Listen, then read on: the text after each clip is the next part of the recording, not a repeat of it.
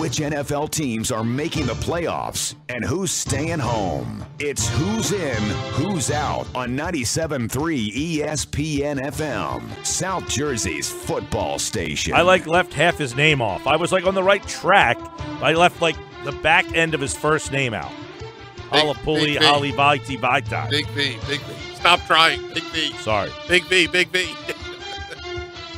Who's in, who's out? Stop making fun of yourself. Self? What are you talking about? You're the one trying it. You'll figure it out. Oh. Keep saying it over and over again, Big V.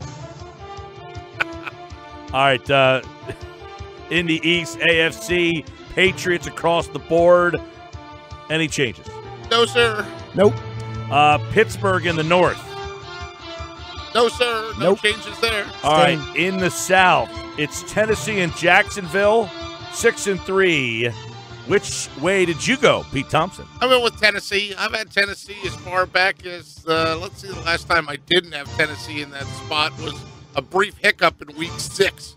We're now in Week 11 of doing who's in and who's out, so Titans are my team in the South.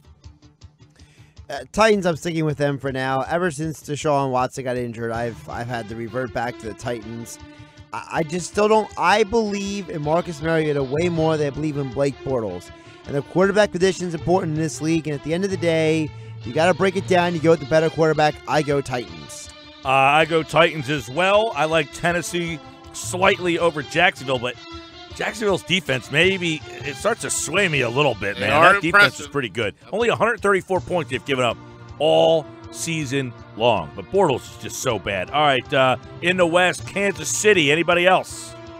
That's still KC for me. Josh, for you too? Yeah, I still got KC as well. I can't go another team right now. They're the only team that's a plus differential in the AFC. All right, wild cards, guys. Not a lot of selection here. I mean, Buffalo, maybe Baltimore. Well, if you have Tennessee in the South, then you have to give the nod to Jacksonville's defense as a potential playoff team. That's my first wild card. And then the second wild card in the AFC, a little bit more difficult to identify, but for me, I still think there's going to be some sort of a swoon for the Oakland Raiders. They did win this past week, so to me, I have Jacksonville and Oakland as my two wild cards. For me, I'm sticking with the two I had last week. I had the Jaguars last week. Gotta love the defense. Saxonville is alive and well.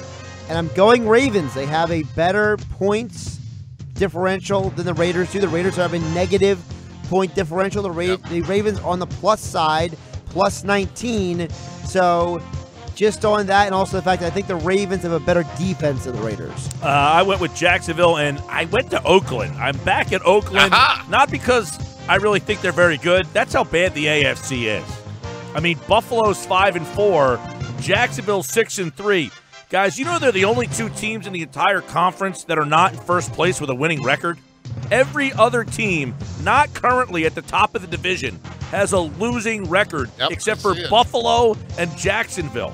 That's horrible. Yeah, a lot of L's for the AFC last week. If you look down the schedule. Unbelievable. All right, let's go to the NFC side of things, guys, because this one, I mean, I would be pretty surprised if we don't have all 6 teams almost exactly the same here. All 3 of us. Okay. Philadelphia. Yep. Minnesota. Yep. New Orleans. Yep. Los Angeles. Rams. Seattle and Carolina. Seattle. I mean, you don't need to rank them. It's like same Mastermind. Yeah. No, if there's wild card 1 and wild card 2, you do have to rank them, in my opinion. I do want to make one addendum to the list, and that is my number 7 team right now is the Lions. I think the Lions are the team that the Panthers or Seahawks slip off, they're going to slide right in there. But here's the difference in the NFC. While the other conference has 2 teams that is not first place with a winning record, you've got Dallas 5-4, Detroit 5-4, Green Bay 5-4, Atlanta 5-4. Yeah. Not to mention, those 4 teams are all 5-4. You've got Seattle with 6 wins, Carolina with 7 wins that are in second place that are not leading the division. So you've got a ton. You have 6 teams above 500. Wow, the NFC. Who are not in the first place. By the way, how about this message here, guys? This is from NFL Research. We could be looking at the largest NFL playoff turnover ever as it stands today. 8 of the 12 teams would be new playoff teams. It's only happened one time under the current format, which happened back in 2003. That's it. 8 new playoff teams in the NFL. And the NFC could have 1, 2, 3, 4, 5 out of 6 teams right now in the NFC would be brand spanking new. Only Seattle made the playoffs last year that are currently in the NFC. That's a look at who's in and who's out of the NFL playoffs. Now, as the season goes on, this thing tightens up a little bit. But, guys, that NFC is going to be pretty bizarre. Of those 7 teams, which one is on the shakiest ground? Of those 6 teams, I should say. The 6 NFC teams, who's on the shakiest ground? Probably Seattle, wouldn't you think? I mean, week to week, Seattle goes back and forth as to what their identity is. And I know they've won 6 games so far, but there's some holes there, I think, in the Seahawks. That, to me, is the one that's the shakiest. Josh? I go with the Panthers because I'm still very uncomfortable with that offense. I mean, they scored Greg 45 Olsen. Points last night. Yeah, well, the Dolphins stink. So, listen. Your offense stinks, but I scored 45 last night, man. The Ravens scored a ton of points on the Dolphins. And Cam Newton's a way better quarterback than Joe Flacco There you go. By the way, the Ravens have more points than anybody else in the division. Think about that comment. Yeah, because they played some poor teams. 190. Pittsburgh's next at 187. Some of those points are from turnovers. So. I think the team that's on the shakiest ground there is the Vikings. Oh, yeah? Because of the quarterback? Yeah.